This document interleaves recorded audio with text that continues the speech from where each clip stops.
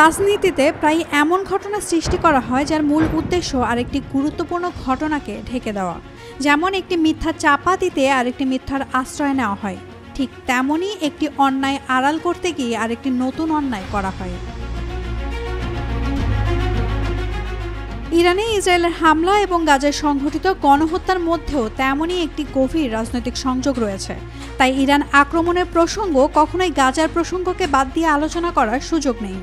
গাজায় গণহত্যা ও ফিলিস্তিনিদের স্বাধীনতার প্রশ্ন উপেক্ষা করে আলাদা করে ইরান ইস্যু নিয়ে কথা বলা মূলত জায়নিস্ট পরিকল্পনার ফাঁদে পা দেওয়া।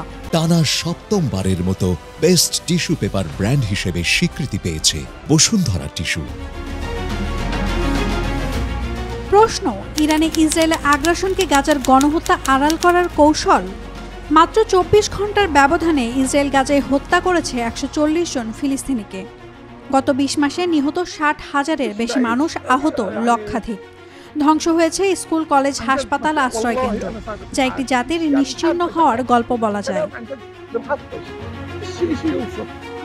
এই অবস্থায় ইসরায়েল নতুন যুদ্ধের মঞ্চ বানিয়েছে ইরানকে। তাদের দাবি, ইরান পারমাণবিক অস্ত্র বানাচ্ছে, কিন্তু মার্কিন গোয়েন্দা প্রধান তুলসী গ্যাবার্ড নিজেই বলেছেন ইরান পরমাণু বোমা বানাচ্ছে না। এই যুদ্ধের টাইমিংই সন্দেহ জাগায়। যখন গাজার জন্য একটি গুরুত্বপূর্ণ ফ্রেঞ্চ সৌদি সম্মেলন হতে যাচ্ছিল, যেখানে ফিলিস্তিন রাষ্ট্রের স্বীকৃতি ছিল আলোচনার বিষয়, ঠিক তখনই ইরানে হামলা চালায় ইসরায়েল। এই এক হামলায় বন্ধ হয়ে গেল গাজায় খাদ্য সরবরাহ, ভেস্তে গেল কূটনৈতিক সম্ভাবনা, আর বিশ্ব মিডিয়ার আলো চলে গেল তেহরানের দিকে। গাজার ক্ষুধা, লাশ আর কান্না হারিয়ে গেল পেছনে। ইসরায়েলি বিশেষজ্ঞ ওরি গোল্ডবার্গ বলেছেন, এই হামলার আসল উদ্দেশ্যই ছিল গাজা থেকে মনোযোগ সরিয়ে ফেলা, আর এই মনোযোগ সরানোই এখন ইসরায়েলের সবচেয়ে বড় যুদ্ধ। নতুন আগ্রাসন দিয়ে পুরনো গণহত্যা আড়াল, এটাই জায়নিস্ট কৌশলের ঠান্ডা হিসাব।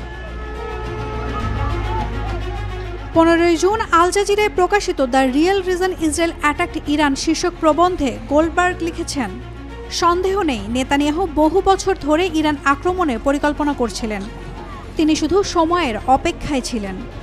এখন এই হামলার মাধ্যমে তিনি বিশ্বব্যাপী ইসরায়েলের দায় মুক্তির বিরুদ্ধে গৃহীত আন্তর্জাতিক পদক্ষেপগুলো ঠেকাতে বিশ্ব জনমতকে বিভ্রান্ত করার চেষ্টা করছেন। সুতরাং এটি স্পষ্ট, ইরানের শুরু করা নতুন যুদ্ধ ও হত্যাযজ্ঞের মাধ্যমে গাজার গণহত্যাকে আড়াল করার এক ঠান্ডা কৌশলগত পরিকল্পনা নিয়েছেন নেতানিয়াহু। নতুন যুদ্ধের আগুন দিয়ে আগের যুদ্ধের ছাই ঢেকে দেওয়ার এই জায়নিস্ট রাজনীতির কাছে ফ্যাসিবাদও যেন তুচ্ছ হয়ে দাঁড়িয়েছে। Naomi Nasrin, Daily Sun. For more updates, follow us on Facebook, subscribe our YouTube channel, get the latest update on www.daily-sun.com.